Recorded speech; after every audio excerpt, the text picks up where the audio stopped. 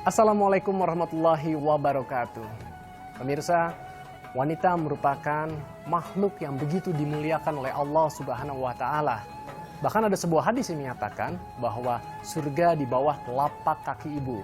Sehingga banyak yang menganggap bahwa wanita yang mengabdikan dirinya untuk keluarganya itu adalah wanita yang sempurna.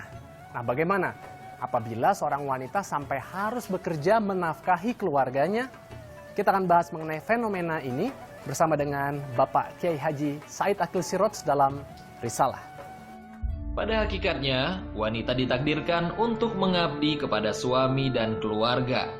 Namun, akhir-akhir ini, banyak sekali wanita yang bekerja di luar rumah untuk mencari nafkah ataupun menjadi tulang punggung keluarga. Hal ini tentunya tidak hanya terjadi di kota besar seperti Jakarta, tetapi bisa terjadi di mana saja. Berbagai macam profesi dilakukan untuk menghidupi keluarga. Lantas, apakah fenomena ini menjadi sesuatu hal yang wajar? Bagaimanakah Islam menanggapi fenomena wanita atau istri yang bekerja? Jadi anak-anak, sampailah kita di ujung pelajaran hari ini. Mudah-mudahan semuanya paham ya. Assalamualaikum Pak Kiai. Waalaikumsalam warahmatullahi ahlan wa sahlan. Apa kabar? Pak Kiai. Assalamualaikum adik-adik. Udah mau selesai Pak Kiai? Iya, sudah selesai. Nih, pas banget nih. Tapi mohon kesediaan waktunya nih untuk juga mungkin mendengar Kak Adrian ada yang ingin didiskusikan. Tapi sepertinya penting juga nih untuk didengarkan oleh adik-adik karena ini berkaitan dengan bagaimana kedudukan wanita di dalam Islam. Jadi ini ada pertanyaan Pak Kiai mengenai wanita yang bekerja di luar rumah untuk mencari nafkah. Itu inti permasalahannya nih. Nah, tapi sebenarnya bagaimana sih sebenarnya kodrat pria dan wanita menurut Islam? Bismillahirrahmanirrahim. Tidak ada agama yang memberikan ajaran kesetaraan gender seperti agama Islam. Tidak ada kitab suci, baik Yahudi, Nasrani, yang seperti kitab sucinya umat Islam yaitu Al-Quran, jelas-jelas secara eksplisit menghormati kedudukan wanita disamakan dengan kedudukan pria. Tidak membedakan sedikit pun antara laki-laki dan perempuan. Yang membedakan ialah sikap takwanya kepada Allah, sikap imannya kepada Allah. Tidak laki-laki, tidak wanita. Yang paling bertakwa itulah yang paling dihormati oleh Allah, yang paling dihargai oleh Allah. Tidak laki-laki, tidak wanita. Yang tidak bertakwa itu akan mendapatkan murka Allah. Artinya, agama Islam telah memberikan kedudukan yang setara persis antara laki-laki dan wanita. Perbedaan ada, yaitu perbedaan kodrati, karena wanita berbeda dari laki-laki. Ada setiap bulan kedatangan haid, ya, men, kemudian ada hamil, ada melahirkan. Itu saja yang membedakan antara laki-laki dan wanita. Kemudian menyusui anaknya sampai 2 tahun dan memeliharanya sejak bayi sampai mandiri. Itu kerjaan wanita yang sangat mulia, yang sangat berat tapi mulia dan dihargai oleh Allah. Itulah menurut agama Islam betapa perempuan itu sangat mulia. Masya Allah. Lalu bagaimana kalau sampai seorang wanita sampai harus bekerja? Mana yang sebenarnya lebih mulia di sisi Allah? Wanita yang mengabdikan dirinya, fokus untuk mengurus keluarga di rumah, ataukah wanita yang akhirnya memutuskan untuk bekerja menafkahi keluarganya? Ketika zaman Rasulullah SAW, beliau pernah memberikan izin kepada seorang sahabat namanya Ummul Qushairiyah untuk berbisnis ke pasar. Karena suaminya sudah udzur, sudah tidak mampu lagi mencari nafkah, sedangkan memiliki beberapa anak. Nah, Ummul Qushairiyah, seorang istri, ibu rumah tangga, keluar dari rumah berbisnis. Nah, itu mari kita analogikan keadaan kita sekarang. Kalau memang di keluarga itu income-nya masih belum mencukupi untuk menutupi kebutuhan, segala kebutuhan yang primer, maka ibu rumah tangga diperbolehkan untuk keluar dari rumah mencari nafkah. Asal tetap menjaga kehormatannya, menjaga kehormatan dirinya, kehormatan suaminya, kehormatan keluarganya. Yang penting itu, dimanapun kita ini berada, laki atau perempuan, yang penting bertakwa kepada Allah. Belum tentu yang di rumah saja pagi sampai malam lebih bertakwa daripada yang keluar dari rumah. Belum jaminan, tidak jaminan. Siapa tahu yang di rumah kurang bertakwa atau melakukan hal-hal yang tidak sesuai dengan agama. Yang keluar rumah malah bekerja, mencari nafkah yang halal, menjaga kehormatannya, akhlaknya, dan menjadi contoh dari masyarakat bahwa seorang ibu yang sukses, itu kan baik sekali. Tapi kalau gitu, apa dong yang membedakan pria dan wanita? Karena kan dengan jelas di Al-Quran gitu, Allah menciptakan pria dan wanita. Artinya kan sudah jelas-jelas berbeda. Tapi kalau tadi dari awal Pak Kiai menyatakan bahwa Islam itu mengakui kesetaraan gender. Iya. Perbedaannya hanya dalam kadrat itu tadi. Dalam kadrat ciptaan Allah, yaitu men, hamil, menyusui, nifas, itu saja. Hal-hal di luar itu sama. perempuan boleh lakukan. Hak menuntut ilmu, hak mendapatkan kekayaan, hak untuk mengembangkan karirnya, sama. Maka dalam Nahdlatul Ulama sendiri, para ulama merestui atau membolehkan perempuan remaja membangun organisasi namanya Fatayat NU, yang ibu-ibu namanya Muslimat NU. Tidak masalah. Kita yang laki-laki di NU, remajanya menjadi Ansor, pelajarannya menjadi Ibnu. Kalau yang perempuan, ibu-ibu namanya Muslimat NU, ibu remaja namanya Fatayat, umur 40 tahun ke bawah, dan pelajar perempuan namanya IPPNU. Baik. Itulah luar biasa bahwa sejak zaman dahulu Islam ini sudah jelas-jelas mengajarkan yang namanya kesetaraan gender. Pria dan wanita memang secara kodratnya berbeda ya Pak Kiai. Namun untuk hal-hal yang seperti kita menuntut ilmu, kita mungkin untuk bekerja, silakan pria dan wanita silakan untuk mengerjakan atau melakukannya. Tapi yang terpenting jangan pernah meninggalkan yang namanya ketakwaan kepada Allah Subhanahu wa taala. Itulah yang akan membedakan kemuliaan atau kedudukan kita dibandingkan umat-umat yang lain. Kita nanti akan berbicara lagi seputar bagaimana wanita yang bekerja apabila suaminya sudah melarang namun dia tetap memutuskan untuk meneruskan niatannya bekerja. Tentunya masih dalam Risalah.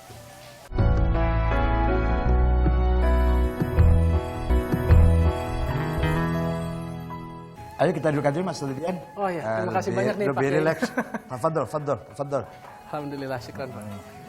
Wah, tadi Pak Kiai kan memberi ada satu cerita bahwa apabila suami ini mendapatkan uzur, maka istri diperkenankan untuk berbisnis, bekerja.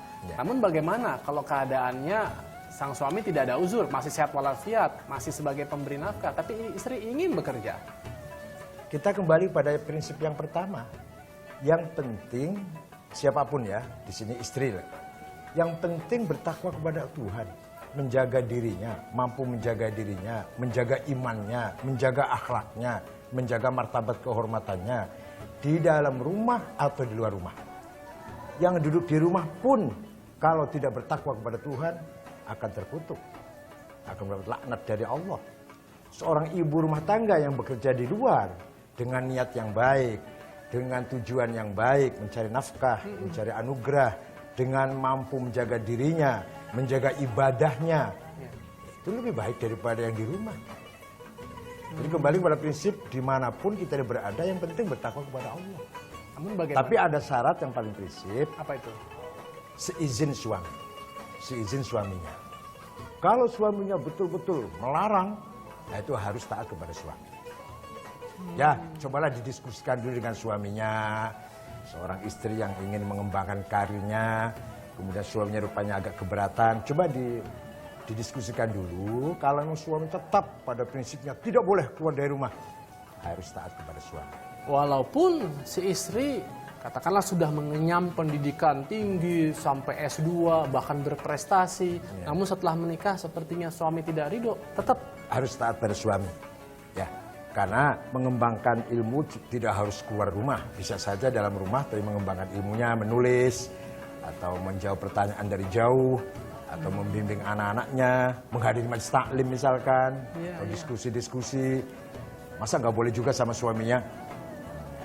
Apalagi juga kalau bekerja kan sekarang udah bisa jarak jauh kan Pak Iya, Kiai, iya. misalnya dengan online, Iya, ya boleh, kan ya. bisnis seperti itu sambil bisa mengurus anak itu juga Iya, bisa, ya kan? Bahkan ada yang suka berdagang dari majelis taklim ke majelis taklim, begitu selesai itu mereka juga baik, itu berdagang. juga baik. Iya, Itu juga baik iya, ya. Baik sekali ya. Bahkan banyak orang tidak tahu ya, mohon maaf, bahwa pertama kali orang mati syahid demi mempertahankan agama Islam adalah perempuan. Namanya Sumayyah, budaknya Abu Jahal. Iya. Setelah ketahuan bahwa dia ikut Nabi Muhammad masuk Islam, diperintah agar murtad keluar dari agama Islam, tidak mau, dibunuh oleh Abu Jahal.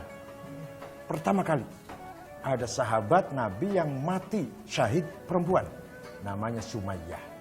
Kemudian besok harinya baru suaminya, namanya sahabat Yasir, juga dibunuh karena tetap memegang keyakinan agama Islam. Setelah itu anaknya, namanya Ammar bin Yasir. Ammar bin Yasir ketika diancam akan dibunuh, pura-pura murtad. Karena melihat ibunya, ayahnya sudah dibunuh, dia pura-pura murtad, dilepas, lari kepada Rasulullah, mengadu bahwa saya tadi pura-pura murtad, mencaci maki engkau, wahai Rasulullah, pura-pura saya keluar dari agama Islam. Bagaimana? Turun ayat Al-Quran, illa man ukriha wa qalbu mutmainnun bil iman. Kecuali bagi orang yang terpaksa, terancam untuk menyelamatkan dirinya dengan hati yang sangat tetap istiqomah, yakin dengan kebenaran agama Islam, walaupun lisannya pura-pura murtad, pura-pura mencaci maki agama Islam, mencaci maki Rasulullah, tidak apa-apa. Allah Maha tahu itu semuanya. Gitu. Oke, dan juga sekarang kembali lagi. Ya. Kalau tadi nih contohnya istri Ya.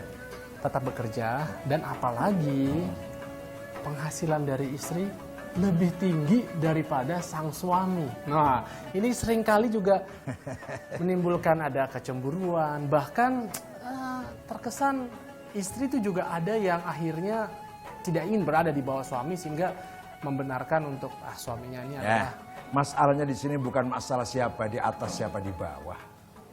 Orang suami istri itu harus yang penting pertama muasyarah bil ma'ruf. Ada pergaulan hubungan yang harmonis. Tidak ada masalah siapa menang, siapa kalah, siapa yang di atas, siapa yang di bawah. jadi nggak apa-apa istri Nggak apa-apa. penghasilan lebih besar daripada suami. Asalkan itu semua mendatangkan keharmonisan, menambah keharmonisan, menambah ketakwaan. Nggak apa-apa, nggak apa-apa. Tapi bagi suami, apa yang harus dilakukan? Apakah dia tetap, ya sudah, dia pasrahkan aja seperti itu, atau sebaik-baiknya suami ini menjadikan itu sebagai motivasi untuk dia berpacu, untuk bisa lebih berperan lagi dalam sebagai pemberi nafkah di dalam keluarga? Idealnya seperti itu. Akan tapi kita dalam kenyataan sering melihat ada seorang istri yang punya ijazah S3, bertitel doktor, guru besar, suaminya tidak seperti dia, atau istrinya ratu. Di Eropa kan ada istrinya ratu, lah suaminya bagaimana itu? Jadi kembali kepada yang tadi itu. Yang penting di situ ada keharmonisan. Tidak menjadikan bencana keluarga, nggak apa-apa. Yang penting itu. Muasyarah bil ma'ruf, muamalah bil husna. Istri tetap menghormati suami, suami menghargai istri. Anak-anak juga mencontoh ayah dan ibundanya dengan sangat positif. Itu baik-baik saja, tidak ada persoalan. Baik Pak Kiai. Itulah tadi, jadi kesimpulannya bahwa bagaimanapun juga tetap istri harus mematuhi apa yang menjadi ketetapan dari sang suami. Tapi hendaknya dibangunlah ada jalinan komunikasi yang baik. Kalau memang ada restu dari suami, maka istri silahkan saja. Bahkan dengan pembicaraan yang baik, ini sedikit banyak malah bisa meningkatkan keharmonisan dalam rumah tangga. Itulah adalah kenikmatan keluarga ya. Dan mudah-mudahan ini menjadi motivasi juga buat adik-adik yang lain untuk nanti pada saat berkeluarga membina hubungan ataupun komunikasi yang baik dengan suaminya nanti insya Allah ya. Oke, kita sambung lagi bincang-bincang kita tentunya masih dalam risalah setelah yang satu ini.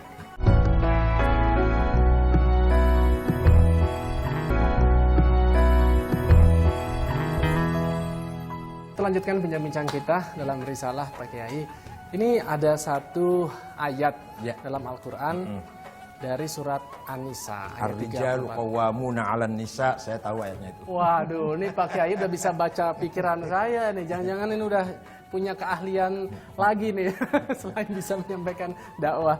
Betul, itu ayat itu yang Itu memang saya banyak ingin orang sampaikan. yang salah tafsir, yang mengartikan ayat itu adalah bahwa pemimpin itu harus laki-laki. Itu menurut saya tidak benar itu. Iya. Saya perjelas Baik dulu ya dari- Pak Kiai. ya, silakan. Bahwa isinya dari surat An-Nisa ayat 34, kaum laki-laki itu adalah pemimpin bagi kaum wanita. Oleh karena Allah telah melebihkan sebagian mereka laki-laki atas sebagian yang lain wanita. Dan karena mereka laki-laki telah menafkahkan sebahagian dari harta mereka. Penjelasannya Pak Kiai. Ya. Jadi kata qawwamun itu diartikan, diterjemahkan dengan sangat dangkal pemimpin. Ya. Gak benar itu. Gak benar kata qawwamun pemimpin. Qawwamun itu artinya meluruskan, membimbing. Oke lah. Dari koma, yakumu, akoma, yukimu, qawwam. Bukan memimpin. Maknanya memimpin itu salah itu. Jadi laki-laki itu idealnya adalah sebagai kepala rumah tangga yang bertanggung jawab, yang membimbing, mengarahkan, memberikan jalan keluar bagi keluarganya, terutama ibunya atau istrinya. Yang paling penting itu yang penting. Tapi banyak sekali kenyataannya dalam agama Islam itu sendiri, perempuan-perempuan yang cerdas, yang intelek lebih daripada laki-laki. Siti Aisyah itu cerdas. Orang pertama kali beriman kepada Rasulullah itu perempuan Siti Khadijah. Sebelum yang lain beriman, perempuan dulu yang beriman, istrinya Khadijah. Dan Siti Aisyah itu cerdas sekali. Sering mengajar, menyampaikan hadis yang mendengarkan laki dan perempuan. Kemudian, ketika musyawarah nasional ulama Nahdlatul Ulama di Lombok Tengah, pesantren Bagu, Pondok Lombok Tengah, ketika itu ketua umumnya masih Gus Dur, saya yang diperintah menulis konsep bagaimana perempuan menjadi pemimpin. Menjadi keputusan Munas, itu tulisan saya, ya ditambah dikit lah sana sini. Iya. Menjadi keputusan Munas bahwa perempuan boleh menjadi pemimpin dari RT sampai presiden. Kenapa? Karena faktanya dalam sejarah tidak ada larangan seorang pemimpin itu harus laki-laki atau dilarang perempuan, nggak ada. Dulu ada raja di Mesir, itu namanya Syajaratud Dur, itu perempuan. Di dalam Al-Quran ayat yang paling terkenal, baldatun thayyibatun wa rabbun ghafur, negeri yang sejahtera, subur makmur, mendapat ridho Allah, itu adanya di mana itu? Di surat Saba. Konteksnya sedang menjelaskan negara Saba yang ketika itu rajanya perempuan, yaitu Balqis. Banyak orang nggak tahu ini. Jadi baldatun thayyibatun wa rabbun ghafur itu sebuah pujian dari Allah memuji sebuah negara makmur, subur, rakyat sejahtera, maju, kuat, rajanya perempuan, Balqis. Itu ayat itu. Nah, kemudian tahun 50-an, tahun 55 lah kira-kira itu, NU memutuskan bahwa perempuan-perempuan NU boleh kuliah fakultas hukum. Waktu itu NU membuka fakultas hukum di Solo. Namanya itu Kulliyatul Hukuk, Kulliyatul Qadha, bahasa Arabnya gitu. Itu artinya apa? Artinya alumni output dari fakultas Qadha itu boleh menjadi hakim. Kalau menjadi hakim berarti boleh sebagai pemutus kan? Betul. Sebagai orang yang memegang hukum. Benar. Artinya boleh saja jadi presiden, boleh jadi penguasa. Zakiyatuddin, Cutnya Din. Itu Raja Aceh yang paling kuat dalam menghadapi Belanda. Sampai-sampai tidak menyerah pada Belanda, tidak mudah menyerah terhadap Belanda. Belakangan setelah Belanda sangat anti sekali, baru ditangkap dan dibuang ke Sumedang. Perempuan. Jadi tidak bisa kalau hanya laki-laki, perempuan, laki-laki, perempuan. Yang penting kualitasnya. Imam Syafi'i mempunyai guru 16 perempuan. Gurunya Syafi'i itu 16 perempuan. Jadi sekali lagi tidak ada agama yang memberikan tawaran kesetaraan gender seperti Islam dalam Al-Quran. Negara Persia dulu pernah dipimpin oleh perempuan. Tapi perempuan itu tidak beriman, menolak dakwah Rasulullah. Maka Rasulullah mengatakan, la yufliha qaumun ammarohum imra'atun. Tidak akan maju Persia. Tidak seperti dulu. Sekarang sudah diambang kehancurannya. Ketika sekarang rajanya perempuan dan menolak masuk agama Islam. Betul. Waktu itu rajanya namanya Ratu Bauron. Namanya Bauron.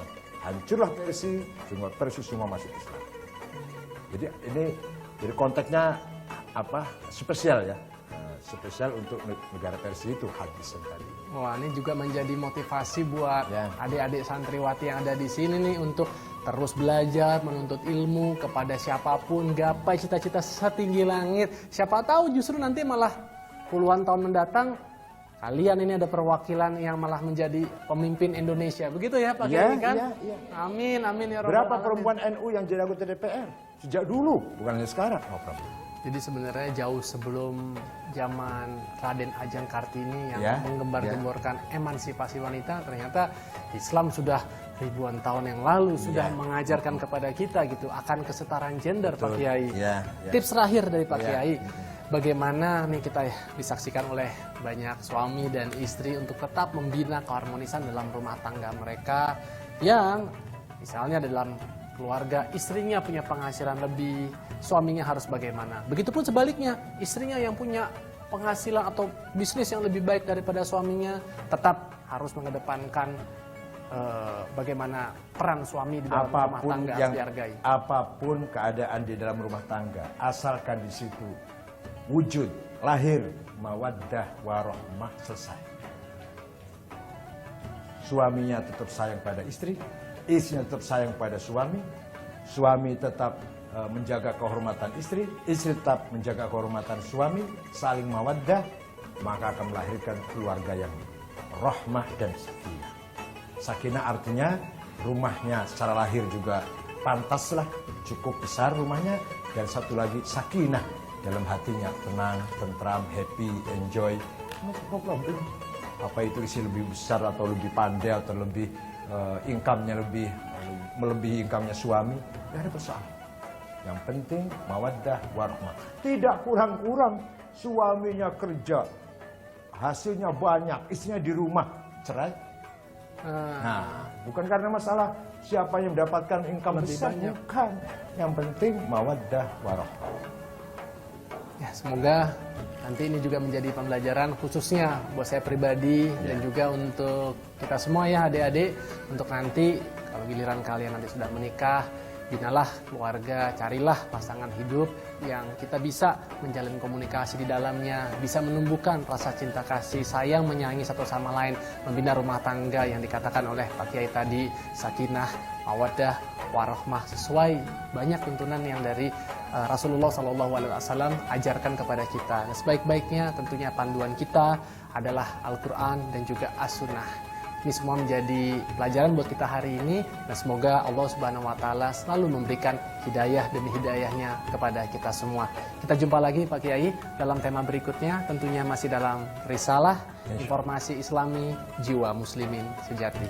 Wassalamualaikum warahmatullahi wabarakatuh.